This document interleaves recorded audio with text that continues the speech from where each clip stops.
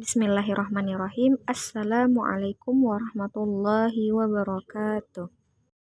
Semoga anak-anak dalam keadaan sehat walafiat, begitu juga dengan keluarganya di rumah dan dalam lindungan Allah Subhanahu wa taala, dan tetap soleh ya nak kepada orang tuanya di rumah, dan tetap semangat belajarnya dan mengerjakan LKS-nya. Kita mulai pembelajaran kita hari ini dengan melepaskan basmalah. Bismillahirrahmanirrahim. Materi pembelajaran kita hari ini yaitu menjelaskan informasi tentang perkembangan komunikasi zaman dahulu. Anak-anak tidak asing lagi ya mendengarkan kata komunikasi.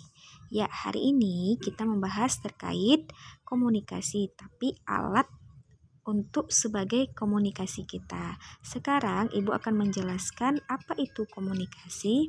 Komunikasi adalah proses penyampaian informasi, baik itu berupa pesan, ide, maupun gagasan dari suatu pihak kepada pihak yang lain yang dilakukan secara lisan maupun tulisan.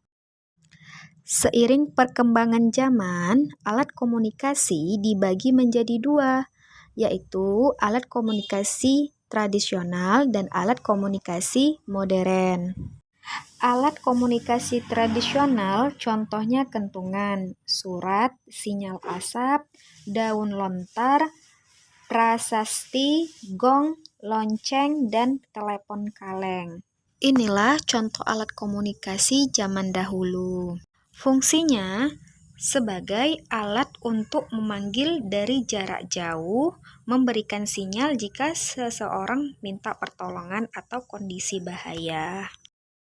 Contoh alat komunikasi seperti asap dan kentungan atau lonceng menunjukkan pesan adanya sinyal bahaya. Sedangkan daun lontar digunakan untuk mengirim pesan jarak jauh. Selanjutnya, alat komunikasi zaman dahulu yaitu surat sebagai menyampaikan suatu pesan. Alat komunikasi selanjutnya yaitu telegram yang menggunakan peralatan listrik untuk mengirim dan menerima sinyal sesuai dengan kode dalam bentuk pulsa elektrik. Inilah contoh alat komunikasi zaman dahulu.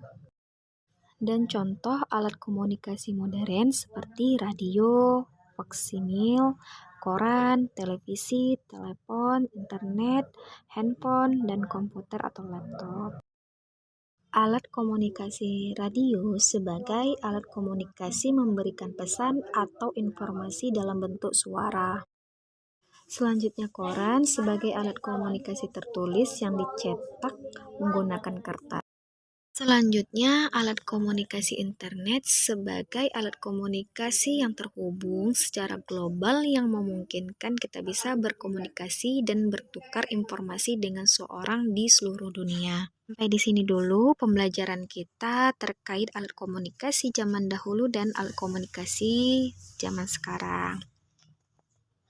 Selanjutnya, silakan anak-anak kerjakan LKS-nya. Perintah pertama, anak-anak silakan baca teksnya dengan teliti. Selanjutnya, silakan anak-anak tuliskan ceritanya secara singkat dari isi teks. Yang kedua, perintahnya yaitu anak-anak silakan cari kosakata yang pada teks dan cari artinya di KBBI.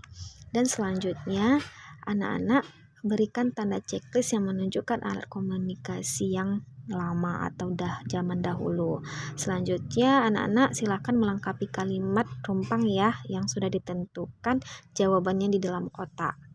Jazakumullah khair untuk anak-anak ibu semuanya. Kita akhiri pembelajaran kita dengan melafazkan hamdalah alhamdulillahirabbil alamin. Ibu akhiri assalamualaikum warahmatullahi wabarakatuh.